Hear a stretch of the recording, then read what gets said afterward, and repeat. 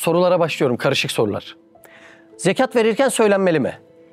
Zekat verirken karşıdaki ezilmesin diye, minnet altına girmesin diye dille söylemeye gerek yoktur. Ama kalben bu zekat niyetiyledir demeye gerek vardır. Yani geçmişte bir tane parayı infak ettin, sonradan aklına geldi, bunu da zekat sayayım diye olmaz. Verirken kalbinde zekat niyeti olmak zorunda. Hadiste de öyle geçiyor ya, innemel amalu bin niyet. Yani ameller niyetlere göredir. Evet. Gizli vermek mi daha faziletlidir, açık vermek mi? Şimdi burada Bakara 274'te şöyle bir ayet geçiyor. Mallarını gece gündüz gizli açık demeden hangi durumda olursa olsun ihtiyaç gördüğü an derhal infak ederler. Bunun esbab-ı nüzulu bir kısım Hazreti Ebubekir'e inmiş diyorlar. Bir kısım da Hazreti Ali'ye inmiş diyorlar. Sebebi de şu diyorlar. 40 bin dirhem mameleke sahipti. 10 binini gece verdi. Gecem aydınlansın Allah'ım diyerek. 10 bin gündüz verdi. Gündüzüme nur serp Allah'ım diyerek. 10 bin gizli verdi. Senin için olsun Allah'ım diyerek. 10 bin açık verdi. Teşvik olsun Allah'ım diyerek. Yani 4 şekilde de verilmenin doğru olduğunu görüyoruz. Ebu Suud Efendi meseleye şöyle söylüyor. An olur farz zekatı açıktan vermek sizin için 70 derece daha hayırlı olur. Muvakkaten kapalı verme durumu da hasıl olabilir. Yani şunu söylüyor şimdi, farzlarda riya olmaz. Bir insan borcunu öderken saklar mı mesela bunu? Ben ev aldım da gizli borcum var. Hayır, saklamaz. Zekat da öyle bir borç olduğundan dolayı gizli vermeye gerek yoktur. Ebu Suud Efendi'nin dediğine göre şöyle. Verdiğiniz zekat başkalarını da teşvik edecekse, birileri sizi görüp şunu diyecekse, bu adam ameli münafık değilmiş, bak zekat veriyormuş diyecekse, sizin sayenizde teşvik olacaksa böyle bir zekatı açıktan vermek çok daha hayırlıdır. Ama böyle bir aileye vereceksiniz, çok mahcup olacak, çok kırılacak, ancak öyle durumlarda gizli tutmak makbuldür. Bizim bir tane arkadaş var yurt dışında, son gittiğimizde dedi ki, ben yurt dışında filanca bir yerden iş aldım dedi. Bir günlük malımı video çekerek böyle bir yere infak ediyorum diye vermek istiyorum dedi. Neden dedim? Sebebi şu dedi. Bilmem ne firmaları dedi. Aynı şeyi video çekerek şöyle yapıyorlar. Biz bir günlük malımızı işte İsrail'e vesaire onun bilmem ne finansına veriyoruz diye böyle video çekiyorlar. Ben de Müslümanları teşvik ettirmek istiyorum dedi. Maşallah, anlıyor musunuz? Açıktan vermenin şeyini yani. O da aynı şekilde Müslüman sermayesini hareketlendirmek, teşvik etmek istiyor. Bu mantık toplumu hareketlendirecekse, ki şu an çok ihtiyaç var, bence açıktan vermek yer yer çok daha makbul olabilir. Çünkü zaten zekat bir farzdır ve farzlarda riya olmaz. Namazın farzı gibi. Ama bunu görenler bu noktada teşviklenebilir. Devam ediyorum. Bir şahsa ne kadar zekat verebilirim? Bir kişiye zekat vereceksiniz ya, o kişiyi zenginleştirmeyecek kadar zekat vermeniz lazım. Yani sizin verdiğiniz zekatla o kişiden nisap miktarını geçerse, o zaman verdiğiniz zekatın o kısmı kerih olur. Zekatımı taksitle verebilir miyim? Zekatını taksitle verebilirsin. Zekatını da altın hesabı yapacaksın. Taksitle vereceğin günleri de altın hesabı yapacaksın. Yani aslında vereceğin parayı altından düşüyor gibi hesaplayacaksın. Bilmem ifade edebildim mi? Vereceğin hesabı altından vereceksin. Ama yine de buna kerih demişler. Bilginiz olsun. Zekatınızı taksitle verecek olursanız erken taksite önermişler. Yani zekat gününüz gelmeden erkenden taksitle vermeyi daha çok önermişler. Çünkü şöyle demişler. Namazda eda ve kaza vardır. Zekatta ise sadece eda vardır.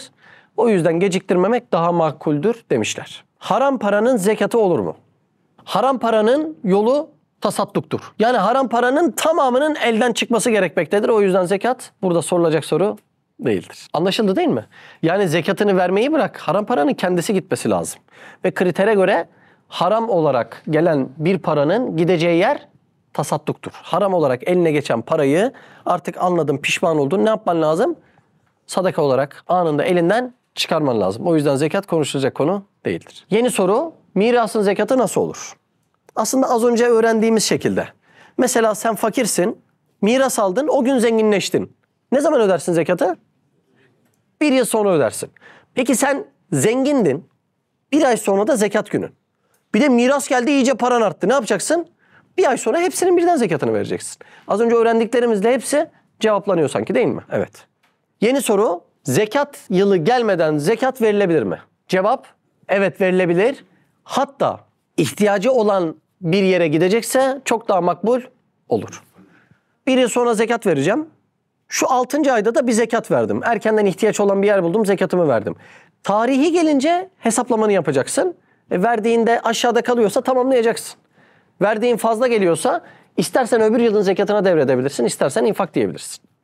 Yeni soru, zekat sadece Ramazan'da mı verilir? Zekat sadece Ramazan'da verilmez. Zekatı kişinin zengin olduğu tarih belirler.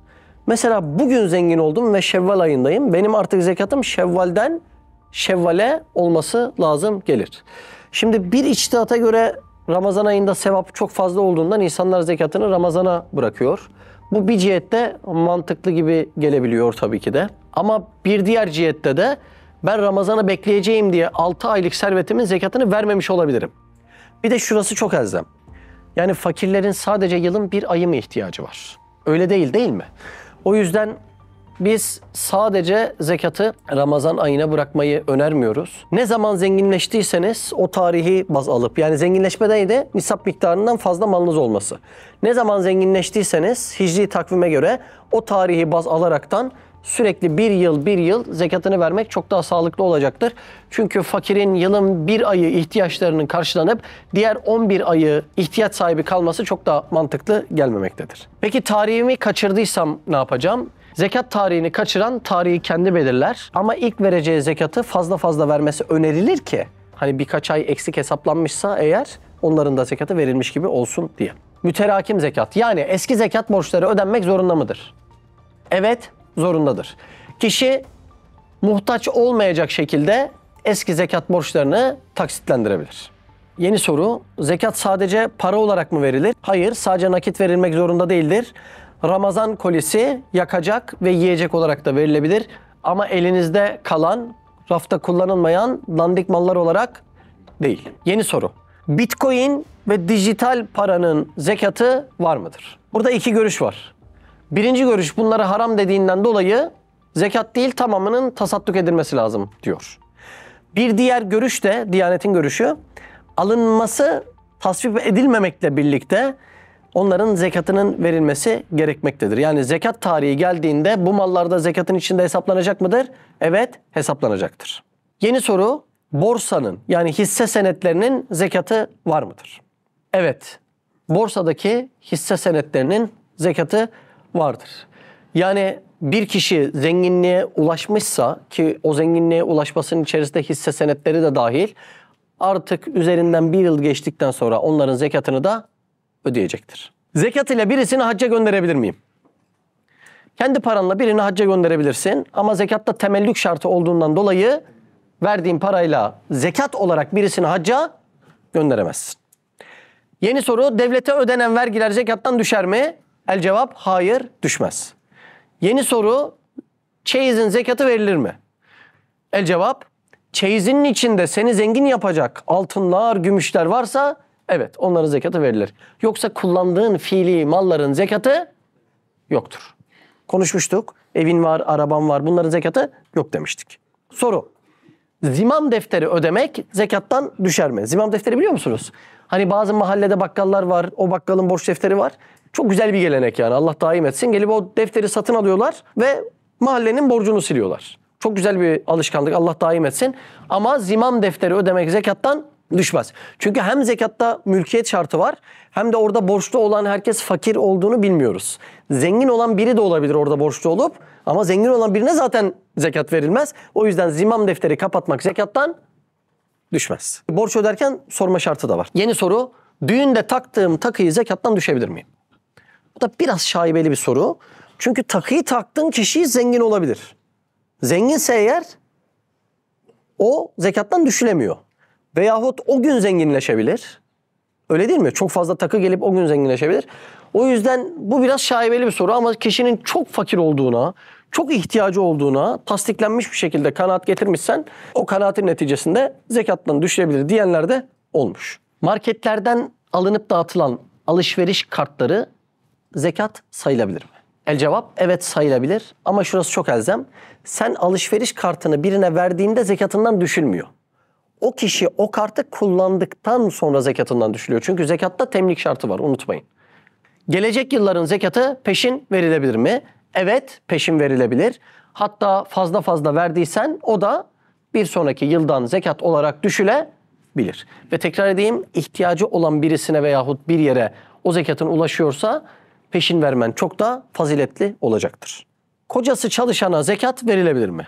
Zekatta kişi müstakil değerlendirilir. Bu soruyu soran şu yüzden soruyor. Kocasının durumu iyi, çalışıyor ama hanımına hiç bakmıyor. Hanımı mahvolmuş, perişan. Anladınız değil mi soru sahibinin sorduğunu? Böyle bir hanıma zekat verilir mi diyor. Evet, bu zekatta kişi müstakil değerlendirildiğinden dolayı böyle bir hanımefendiye zekat verilebilmektedir. Fakir birisini evimde oturtsam zekattan düşebilir miyim? Düşebilir miyim? Düşemezsin çünkü zekatta temlik şartı vardır. Ticari ortaklıklarda zekat nasıl olur? Şöyle olur. Senin o ticaretteki veyahut o dükkandaki ya da o kuruluştaki hissene göre sana zekat düşmeyebilir. Çünkü nisap miktarının altında kalabilirsin. Başka birisine de zekat düşebilir. Yani şirkete değil yine kişiye bakılmaktadır.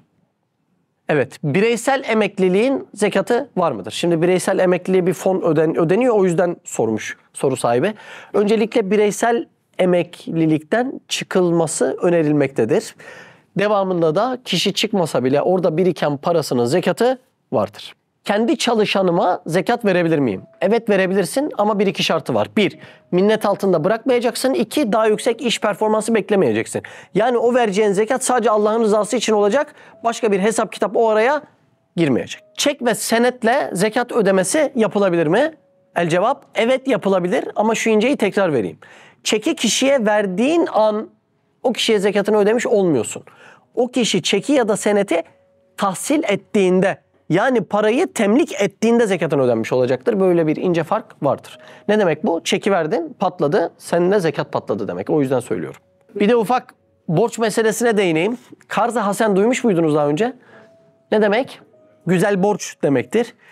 Ayette şöyle geçiyor. Kim Allah'a güzel bir borç verirse Allah da bunu kat kat fazlasıyla öder. Daraltan da genişleten de Allah'tır ve ona döndürüleceksiniz diye geçiyor. Soru şu, zekatlarımızla karz-ı hasen fonu oluşturabilir miyiz? Yani zekatlarımızda bir fon oluşturacağız. İnsanlar faize düşmeden oradan borç alacaklar. Yapabilir miyiz? El cevap yapamayız. Çünkü zekatta ne vardı? Temlik şartı vardı. Karz-ı hasen çok muazzam bir müessese. Biz Sakarya'da bazı iş adamlarıyla görüştük. Böyle bir uygulamada yapıyorlar insanlar faize düşmesin diye. Muazzam bir uygulama ama bu zekattan düşmemektedir. Borçlunun borcunu zekatla kapatabilir misin? Evet ama rızası olma şartıyla. Alacağımı zekattan sayabilir miyim? Genelde alamayacağını biliyor ya, o yüzden soruyor. Değil mi? Borç niyetiyle vermediğinden dolayı alacağını zekattan sayamazsın. Sadece alacağını düşürürsen alacağının içindeki zekatı ödemezsin. O kadar. Siz de Hayalhanem'in yurt içi ve yurt dışı projelerine destek olmak için buradaki linke tıklayarak online bağışta bulunabilir veya aşağıdaki iletişim numaralarından bizlere ulaşabilirsiniz.